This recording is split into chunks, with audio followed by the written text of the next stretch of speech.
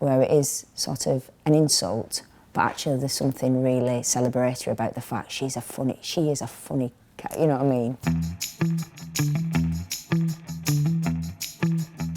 Hi, I'm Sali Hughes and I'm here with Maxine Peake, actress and star of Funny Cow, which is out this week. Hello. Hiya. I absolutely loved this film. I think lots of people will have seen the trailer already because it's been everywhere for the past couple of months. But for anyone who hasn't, what's this film about?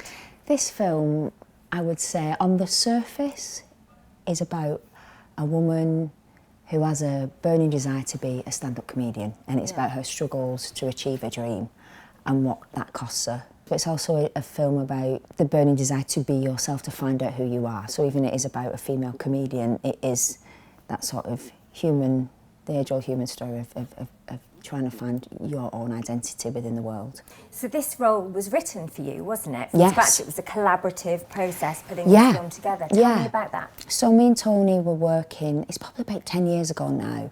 We were both casting one of the Red Riding trilogies, which was based on the David Peace novels.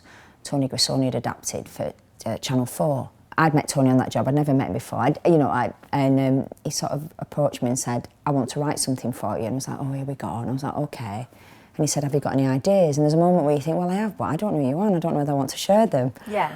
And so you're not close pals at this We point? weren't. No, we'd only known each other a couple of weeks. But Tony's like that. If he makes a beeline for you, you know what I mean. He's got instinct with people. If he likes you, you know. So, and I said, "Well, I have got an idea." You know, I said, I've always been fascinated by the working men's clubs, working men's circuit, but especially a woman's trajectory through that and how difficult it must have been and what sacrifices they must have made and the material they'd have to do to make that move and what that means and costs somebody. And Tony was like, well, as it happens, I used to run comedy clubs. I'm from Sheffield. I know that world. I went to working men's clubs too when, I was young. So he said, let me think about it. And 2 weeks later, he came back with the script that we now eventually got made 10 years later. In this film, there are lots of pals pulling together, aren't there? There are lots of actors pulling together because they know each other and they have goodwill towards the British film industry and goodwill towards one another. Can you talk about Diane Morgan? Because she's one of the actors in this film, and you go back a really, really long way. So Diane Morgan, for anyone who's missed quite an amazing couple of years that she's had from Motherland and Philomena Kunk, and so on. But how did your relationship with Diane start? I've known Diane since I think I was 19. Diane, believe it or not, is only a year younger than me, although she looks, I don't know, I thought she must drink the blood of a small child.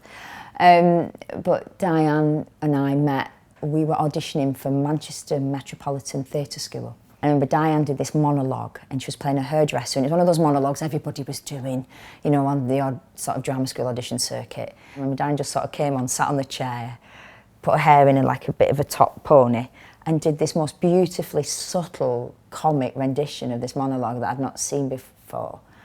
And afterwards I was sort of in the canteen and we were having a cup of tea to find out whether we got through to the next round, and I sort of sidled up to her and I went, "Can I just say, I thought you were amazing." And she went, "Oh, thank you." She went, "Oh, you were all right as well."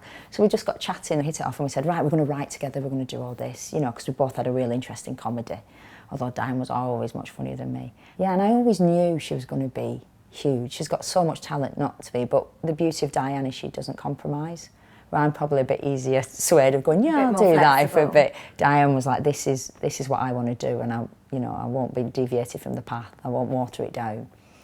So yeah, and then when this film came up and, as part of her friend in it, I just said, well, we've got to have his Diane.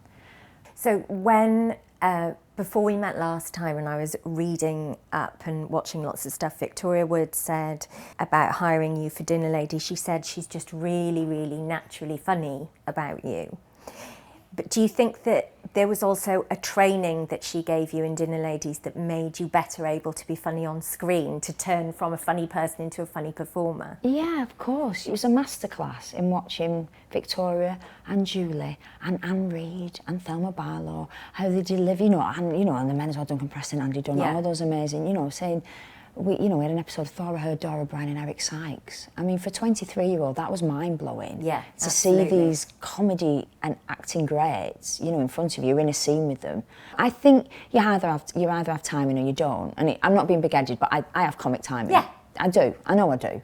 But it was about harnessing that and putting that into a character rather than just being funny, So I did learn a lot. When I was I wanted to be a comedian, 9 or 10, that's what I wanted to do. The speech where Funny Cow talks about, my friend said, I'm a clown, so that's what I should do for a living. That was me telling Tony a story about school, and I had a friend really? called Vicky when I was 9, and she said, you know what you should do? You should be a comic, that's what you should do. And I remember going, yeah, I'm going to do that. It never quite happened. Her dream almost could have been anything. Yeah. Couldn't Yeah. it? But it is comedy, and it's set in this world that's quite familiar to me. So working class 70s, early 80s, working men's clubs. And that's where, by the time we get to the 80s, I think she's famous, isn't she? She's done well for herself, and she's properly become a comedian.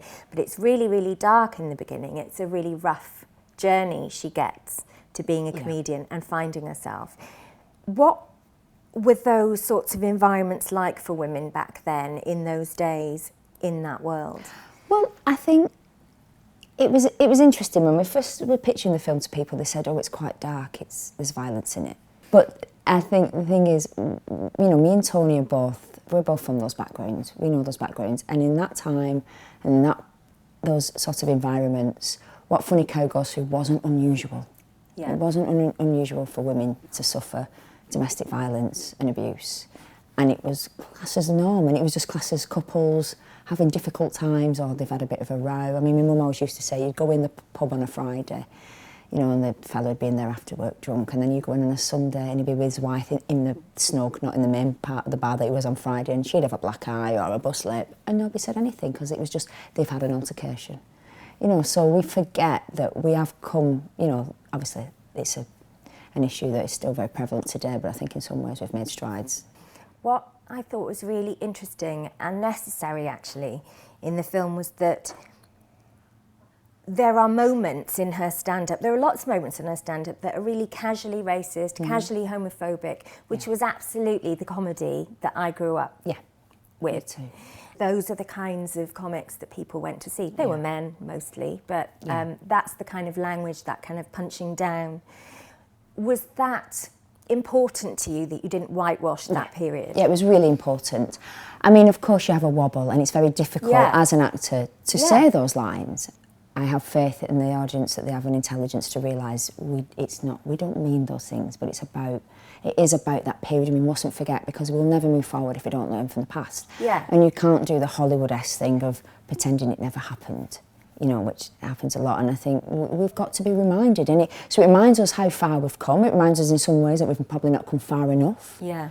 But it is about the progression that we've made, and it wasn't that long ago, and I think that's what's shocking. It was only the 70s. Yeah. And when she's saying these lines, of course, that they make you wince when you hear them, but actually there are elements of it still in comedy and entertainment. They're just a bit better hidden, perhaps. Of course they are, but there is that fine line again with humour. It's about letting off a valve, and I sometimes wonder, not the jokes that she says in the book, but I think you can tread a fine line with humour, and one thing I would ever want comedy to become is too politically correct, else it's just not funny, And I think it's who's telling the jokes and how they're told. If we can allow to take, the mickey out of ourselves, to be able to, laugh at ourselves, then it gives everybody else, it's a warmth that everyone else then can share in and understand. I think comedy is such a great vehicle for letting people in and for letting people understand other people's lives. And themselves.